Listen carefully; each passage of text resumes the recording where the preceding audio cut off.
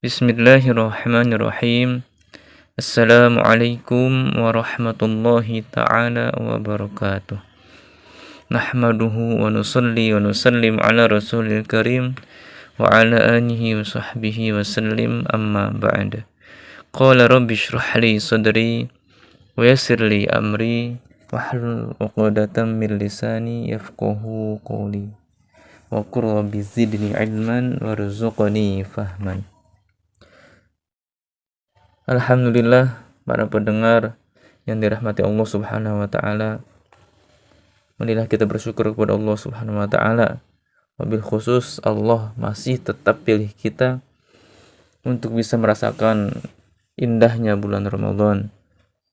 Indahnya keberkahan di bulan Ramadan. Dan begitu banyak nikmat yang lain yang tidak bisa disebutkan satu persatu. Oleh sebab itu, marilah kita tingkatkan ketakwaan kita kepada Allah Subhanahu wa taala. Dengan sedikit ulasan yang akan saya sampaikan tentang Al-Qur'an. Karena bulan Ramadan ini masyhur dikenal dengan bulan Al-Qur'an. Sebelum kita jauh membahas tentang mengenai Al-Qur'an, sudah sepatutnya kita harus mengetahui adab seorang muslim dengan Al-Qur'an. Karena adab ini lebih utama dibandingkan dengan ilmu itu sendiri. Al-adabu fawqal ilmi. Adab itu di atas ilmu. Ibarat kalau kita masak, garamnya itu sedikit tapi airnya yang banyak. Maka air yang banyak itu adalah adab, dan garamnya itu adalah ilmu. Semakin orang banyak ilmu, maka semakin dia tawadu, semakin beradab. Oleh sebab itu, sebelum kita memasuki pembahasan tentang Al-Quran lebih jauh, ada baiknya kita mendengarkan kesimpulan-kesimpulan para ulama tentang adab-adab berkenaan dengan Al-Quran. Baik, para pendengar yang dirahmati Allah Subhanahu wa taala, ulama menyimpulkan ada dua adab mengenai Al-Quran. Pertama, adab lahiriah, dan kedua ada adab batiniyah. Adapun adab lahiriah terbagi menjadi 6. Langsung saja, yang pertama itu membacanya dengan penuh rasa hormat, memiliki wudu dan duduk menghadap kiblat. Yang kedua, tidak membacanya terlalu cepat, tetapi membacanya dengan tajwid dan tartil. Warattilil Qur'ana tartila. Surat Al-Muzammil.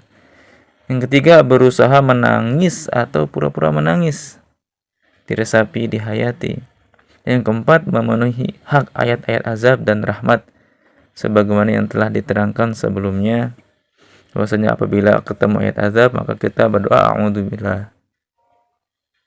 Apabila ketemu ayat rahmat maka kita doa Allahumma inna nas'aluka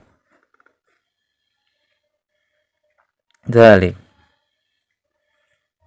Kemudian yang kelima, jika dikhawatirkan akan menimbulkan riya atau mengganggu orang lain, sebaiknya membacanya dengan suara lirih.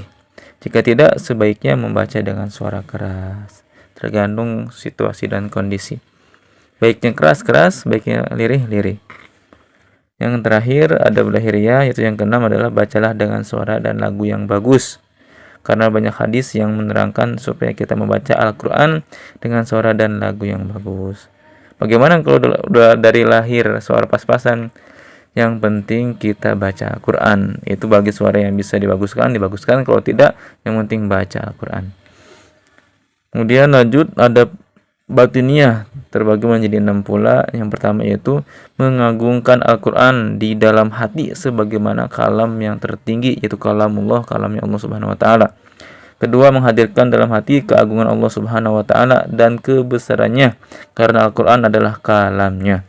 Ketiga, membersihkan hati dari rasa was-was dan ragu.